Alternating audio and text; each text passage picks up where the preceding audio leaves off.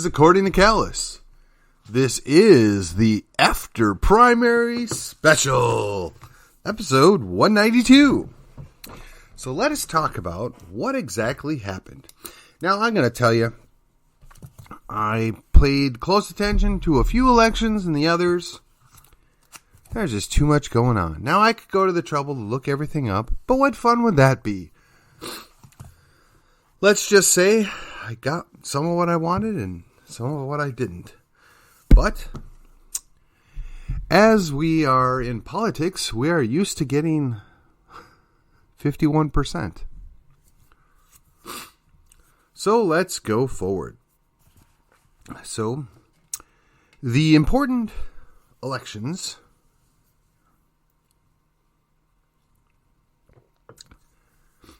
the Collin County judge wasn't even close. My man Chris Hill dispatched with the poorly conceived challenger as it was. District clerk, the incumbent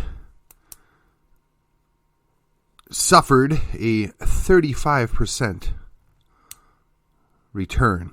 Her nearest competitor was at 33%. Safe to say that is the end of her. And I shouldn't necessarily say it in such a way that is dismissive. We still have the work to do, but that tends to not be a good sign. And speaking of not good signs, when former Congressman Taylor, or soon-to-be former Congressman Taylor's early voting results were revealed to be 52%, I was feeling like, well, that's not very good. Now, if that little hit piece, truthful though it was, were to have come out 2 weeks earlier, I suspect it would have been decisive. I suspect we may have had a different runoff. But, as they say, timing is everything, and it did its job. The truth won out. And I gotta be honest, I would have preferred to beat him straight up if that's what needed to happen, and in my humble opinion it did. But sometimes truth rears its ugly head in there. That would be Congressional District 3. Unfortunately, we took a bludgeoning for governor and lieutenant governor. The other contested races that were statewide, largely no surprises. People pretty much coasted to a victory. Again, statewide races are extremely tough, and my heart goes out to the folks in the Huffines campaign and even the Miller campaign. I mean, you guys fought the good fight, but boy, we just did not show up. Or maybe something else is going on. But for the purposes of this discussion, we're just going to assume the Patriots stayed home. They were content with King Abbott and Lieutenant Dan, and this is where we're going to go. The other alternative is there was a whole lot of Democrats voting in the Republican primary. But I digress. Circling back, if I may steal back that term, closer to home, the House district races in 70 are going to give us a runoff by a conservative versus a municipal moderate, I guess would be a good way to put it. My own HD 61, that's a little bit more dicier situation. I'm going to do a solid to all parties involved and just say we're going to host a runoff debate for HD 61. It's going to happen April 9th. And after that, hopefully it'll be clear for those of you that are undecided where to go and who to support. And I highly encourage you to show up to that debate. Details will emerge in a few more weeks. In addition to that, we have a runoff for the constable's race in Precinct 1. Kudos to Chris Trevino and Matt as they got the top 2 spots in the runoff, and we'll see what Rick and Kobe do, and we'll see how that plays out. It should be very interesting, and we're going to be hosting their debate as well. Runoff debate. Should be interesting. Those 2 are going to happen potentially on Saturday, which should be April 9th, and I'm working to get a debate lined out for HD 70 and the county clerk race, that runoff. I'm trying to partner up with some of the folks down in Plano, since that's where HD 70 is located, and the clerk's race will help balance out the ticket, if you will. Should be fun. Looking forward to it. And as always, I always strive to treat everybody fair, ask tough questions, and hopefully they give us good answers. I do that for you as voters to be educated so that you can make the informed, wise decisions.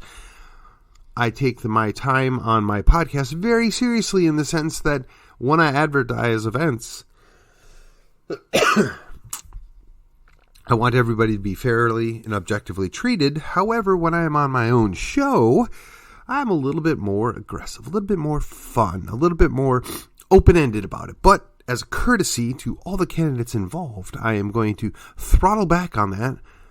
And I'm actually looking and partnering with a couple of people to help moderate, particularly in the county clerk's race, because I wasn't exactly not biased in that one. The other races I stayed pretty much out of, just passing along information. And I think I will be a very good objective moderator, but again, I'm looking perhaps to pick up another 1 or 2 people to help me moderate so that we can not have any complaints from either representatives. Want to always be objective and fair. That being said, I think I've covered all the races of note. I will congratulate Grayson County in booting their drunken county judge. Congratulations, folks. Unfortunately, Shelley Luther could just not beat Reggie Smith. And I'm not quite sure how in the world that happened, but it wasn't really an open race, and Reggie's been there a while, and apparently everybody's content with just mediocre. And while we're on the subject of just mediocre, I couldn't help but notice that there were several other state reps that felt obligated to not show up in their home counties and represent their home counties on Election Day, but went up to Grayson County to support Reggie Smith. Now, these individuals from Callan County know who they are, and suffice it to say, I myself am just a little disappointed in you two. I really expected better. But if that's what you think was best, then I'll be sure that all of your voters know that you're more concerned about your friend in the other counties than you are about your constituents in your own county. And that's not a threat. That's just what you told us. And I'll make sure that that gets passed along when the opportunity presents itself. It must be nice to wrap up your own races and go stick your neck out for somebody else when you couldn't help anybody else in your home county. Just my 2 cents on that matter. No, I'm not a little bitter about it or anything like that. But we're friends. Pardon me while I deal with my allergies. I'll be right back. Now that I'm back, I'm going to take a quick sip of my June Shine here. Interesting flavor called Midnight Painkiller. I assume it's based off the adult beverage with that name, but I am a sucker for coconut pineapple. Throw a little orange and nutmeg in, and it gets even more interesting. So as I was saying, also want to do a special shout out. There are 4 people that made the events that have occurred in Congressional District 3 happen. The first, apologize for that brief interlude. Sometimes life gets in the way. In this case, it was laundry. So listen, where I was going with that is, that would be Jeremy Ivanowski, my friend. He was a great live wire and lots of fun to watch him do his thing. Dr. Ricky Williams, great guy. Glad to get to meet him. Hopefully he'll be around for a while and do some other things. Susan Harp really did a nice job, presentation and performance. I mean, she came from nowhere to come in third, and a solid third place. And then, of course, there's our old faithful, former judge Keith Self, soon to be Congressman Keith Self. Very fortunate that we have him, and honestly, that we had the rest of them willing to run, stick their neck out, go all in. It's a challenge going after an incumbent. Now, take a moment for special recognition for the other family in Collin County. That would be the Paxtons. So, Angela, of course, easily dismissed and disposed of her challenger in SD8, which she now has 2 extra counties that help her keep it nice and red. And her husband, Ken Paxton, just by himself has well over 40%, doubled his nearest competitor, which strangely and frighteningly enough, in this case, was George P. How in the world did we get to this? But I have confidence that now that the primary is over and we get into the runoff, that the wiser, cooler heads will prevail, and we will send Mr. Paxton back to doing what he does best, getting the feds off our case. And perhaps if we're really fortunate, next term, we can pass a law similar to what they have in Missouri. And that's already going before the courts, and I'd sure like to get our AG Paxton on that, being that he's batting about 90% against the Biden administration. Yeehaw. Okay, so I've covered all the big elections that I can think of off the top of my head. I want to be congratulatory to those that won, but I also want to congratulate those that ran and didn't win. It takes a lot of time, a lot of effort, and quite frankly, money to run in those races. Well, I got to say, with all the interruptions I'm having tonight, I'm not even quite sure where I left off anymore. But as we're transitioning out of this, let me just say it was a pleasure getting to interview and meet so many of the candidates. A couple more that are worthy of note would be Aaron Sorrells, Tracy Bradford. I didn't actually get to meet Chad Prather, but I really enjoyed listening to him answer some questions multiple times. And, of course, Alan West. None of this is possible if people aren't willing to put their neck on the line, put the skin in the game, and do the work. And you don't always win, but if you do the work, you show the world that you can make a difference. And that's the way we have to live. That's the way we have to think. We are a representative democracy. And if we don't show up, and we don't seek to get good people to represent ourselves, we're going to be represented by people that aren't concerned with what we want and what we think. And that is always the danger, right? Tyranny is just a vote away. And the people that we elect and don't bother to defend our liberty, they don't protect us from tyranny, they are the problem. Yet we keep re-electing them over and over and over again. So I'm stuck with the quandaries. How do we do this? How do we fix this? How do we make a difference? Well, I'm here to tell you, I'm going to keep doing what I'm doing. I'm going to bring other people along for the ride. We're going to do what we can to improve and educate the voters in the area. Now, I got to say, I know plenty of people that I disagree with politically. And I actually have very little problem with disagreeing with people politically. I'm even willing to support on occasion people that I disagree with politically, so long as I believe that they are honest, upright, and straightforward. I mean, I deal with people that are classified moderates all the time, and if they're honest about it and they just say this is what I think, I mean, I can deal with that. That's not necessarily a deal breaker. Now, there's a couple deal breaker issues that some moderates hold, but depending on the situation, maybe you work past it. If the situation's dire enough, well then, no, you stand on it. And you say, I'm sorry, I can't do this. And you force the issue if that's what you feel led to do. But we got to stand for something. If we don't, we're going to fall for anything. So the reality is, going forward, we have our runoffs. Unfortunately, we didn't get the two big ones I was hoping for, but we have the runoffs, including the AG's race, and feeling pretty confident about that one. But if you aren't paying attention, why not? I have a tagline often where I say, you may not care about politics, but politics cares about you.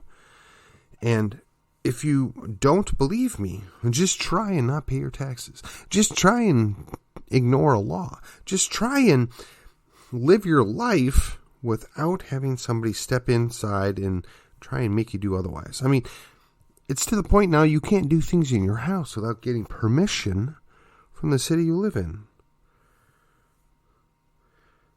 That's a problem.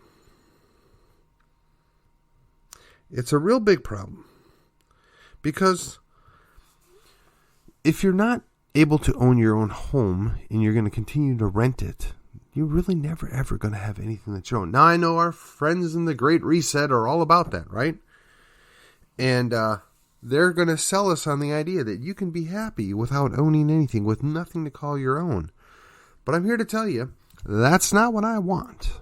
That's not what I think the general public in the United States, particularly Texas, want. However, when I see the outcomes that we see, I can't help but wonder if they weren't successful. If they didn't successfully destroy that which made the United States and especially Texas special. And that's very disappointing. That's disturbing. But again, I say, we keep working. You never say die, and you move forward, and you take every next step that you need to take in order to get closer to your objective. The progressives didn't get to this point overnight. They didn't get there in one giant leap. It was bit by bit by bit. And perhaps in this case, we should learn from them. Perhaps in this case, we should understand that we may only have one school board seat or no school board seats, but each election that comes up, each election that we put a different person in, we may go from 1 to 3.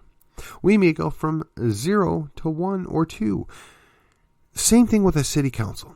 Now, in a basically one-party state, everybody claims to be something that maybe they're not. But the proof's in the pudding. The proof is in what they do. By their fruit, you will know them. And what I'm here to suggest to you is, don't just pay attention to what people say. Look at what they do. Look at what the outcome of their policies are. Now, I'm all for a debate. I'm all for questioning things. I'm all for consideration that you may not know everything. But it's very frustrating to deal with people that think they always have the answer and that they're always right and they're not willing to listen to somebody else. That's very frustrating. That's challenging. And honestly, that's not what makes a good leader. A leader needs to weigh their options, understand all the options, and then make a decision and be willing to stand by it. I live my life by, I try not to act out, emotionally on an issue. I try and pause and reflect on it. I do my best to understand the issue and recognize that there's maybe more than one side to it. But once I make a decision, once I'm certain of it, I'm going to take it. I'm going to take it to the mattresses, if you will, and I'm going to fight for it. Now, if at some point in the future somebody proves me wrong or shows me that I had some important detail missing or something should change, I'm going to be willing to reevaluate it. But the question is, are you, as the American public, willing to do that? Some things really changed in the last 2 years. Did you notice? Did you pay attention to it? What are you willing to do about it? We're being distracted by things called CRT. We're being distracted by all sorts of other issues. Meanwhile, they're quietly moving us precipitously close to flat-out socialism, Marxism, doesn't matter what they call it. When they take away the last remnant of liberty, what's left? Now, don't get me wrong. Critical race theory is derived from Marxist theories, right? We all understand that. But the problem isn't critical race theory per se. It's the application, right? The theory is something that you can talk about and understand, but it's the application. They are implementing it as a praxis. And if you don't know what that is, but basically it's just a fancy word for practice or an action. Everything they do is an action. So when they talk about Marxism, they're not teaching an issue. They're not looking at a thought process. They're doing it. They're demonstrating. They're pushing it through by behavior. They're training the behavior of the children. And we have allowed this and we have tolerated this for decades. And we wonder how it is that Texas is turning blue. Now, I got to be honest. Contrary to what we hear about, well, the people coming here from California are majority Republican. They're majority red. They're fleeing California. It's so terrible. Okay, right. Maybe. But the kids they're bringing aren't. And the young people clearly aren't. All these people that work at the tech companies, they don't care. They just want to pay a little less in tax, but they're selling us out. They're eating away the soul of America. In Texas, we had something special. We still have it, but we're watering it down. We're frittering it away because we don't invest wisely. The children, the next generation, if you're grandparent, your grandchildren, the following generation, if you will, what is your investment in them? Do you just put them in the daycare that we call public schools? Or do you invest in them? Now, I know some parents, they pay for high-dollar private schools. But when the high-dollar private schools are using the same curriculum from the same people as that government school, what's really the difference? Oh, sure, they may have a chapel or they may be allowed to recite the Lord's Prayer, but if they're then taught, well, the Bible's not real, and human life doesn't really have any value, and all values are subjective. I mean, realistically, what good is that? Now, that doesn't happen everywhere, obviously, but if you really care about the generation that follow you, what are you willing to sacrifice? Now, I sacrificed a whole lot when my children were young. I made the best choice I knew to make at the time, and I revised that as they got older. I mean, it became clear that they had their heads on straight and they were ready to take on the secular world, but they were going to take it on while they still lived at home and while their parents, my wife and I, could have some influence and counterbalance that which they were being taught or learned. But do you really think your average 5-year-old is up to that task? Do you really think your average 8-year-old is going to be a missionary to their friends? Come on, let's be real. We're supposed to train them up. How can you do that if you're sending them away for 40 hours a week to have somebody else train them up in a way that's not on par with what you would want from them? Now, some of us have to accept it because of the circumstances we're in. I get it. It's understandable. But when we continue to do this, how is that any different than what we've done by our representatives? We just accept it because that's what's there. That's what's easy. It doesn't require a lot of effort. How is it that we can get upset at our children for not bothering to learn proper math or proper science when we don't take the 10 minutes to research candidates? When we won't take the 5 minutes to go to our truck and drive to a voting booth? There are north of 30 million people in Texas. I'm going to just guess that 15 million of them are voters or of voting age. And just for argument's sake, let's say 10 million of them are eligible to really vote in Texas. And let's say that 60% of them are registered Republicans. That's 6 million voters. Where were they? Why couldn't they bother to just show up at the polls? Why did they have zero interest in the primaries? Do they not understand that the way the voting system works is, and again, if you'll pardon me, I'm going to do my best to use a NFL analogy. So the Republicans might be the NFC, and the Democrats might be the AFC. And we'll just exclude the Patriots because we all know the Patriots kicked everybody's butt for the last decade. But if we've got the AFC and the NFC, and the Republican primary is the NFC championship game, and the Democrat primary is the AFC championship game, and it's only when we get to the general election do we get the Super Bowl. Oh, I don't know if I'm allowed to say that. The big game. Whatever.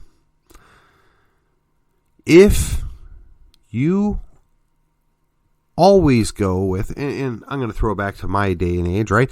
If you always assume the 49ers are going to win because the 49ers were good last year and you're just going to go ahead and root for the 49ers, but then along comes, I don't know, the Cowboys or the Packers and they just happen to offset them, and because you just think, well, the 49ers always win, we want to keep them anyway, so we're going to vote for them over the Cowboys or the Packers, then that's your choice. But you're not necessarily getting the best person, the best team.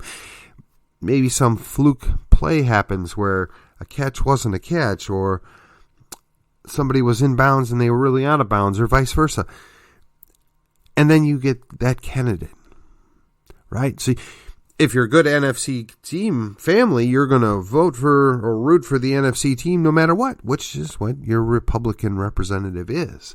Likewise, if you're the AFC family and, you get Beto this time, you're going to be excited and go vote for Beto because he's the representative of the AFC in that championship game. And he won, and now he's going on to the big game. And your answer was, well, Abbott was good 4 years ago. We'll try him again. Well, was he good last year? Was he good the year before? Or maybe the younger team with the better quarterback was a better choice. Maybe a guy that actually cares about liberty was a better choice. But because you were afraid, you chose somebody else. And now, you may win. You might. But you didn't get the best player on the field. You didn't get the best team to show up.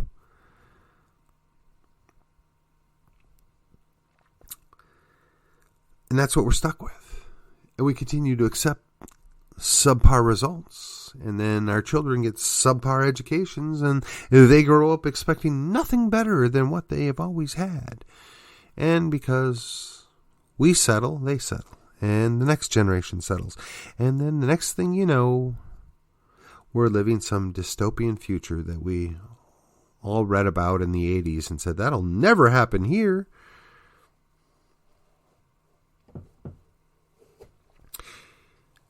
So, I guess this is just about wrapping up my after-election report.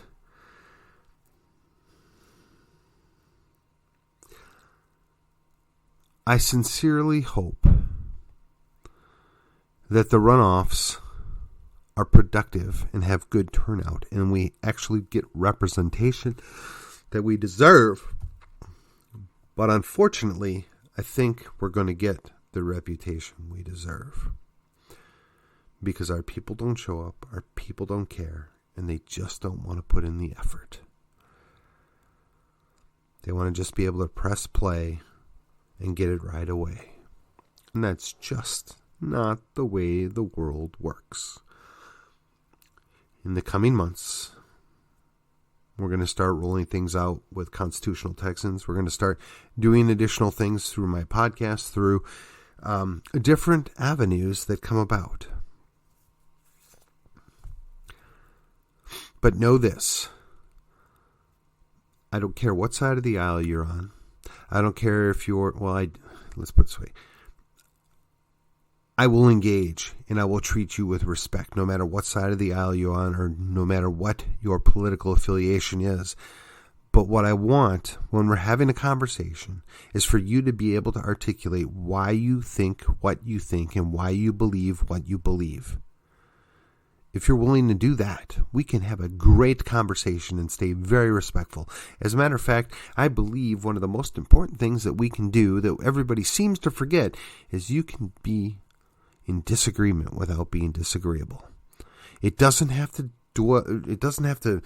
devolve into calling each other names and throwing mud at each other. You should be able to have a policy or a political discussion and sound like adults, somewhat well educated but well informed nonetheless. That is my goal. That is what my desire is. And I invite you all to come along on this journey as we seek to do better the next election cycle. With that, my friends, this was the election wrap-up of episode 192. And before the allergies that I have today get the best of me, I will see you on the other side.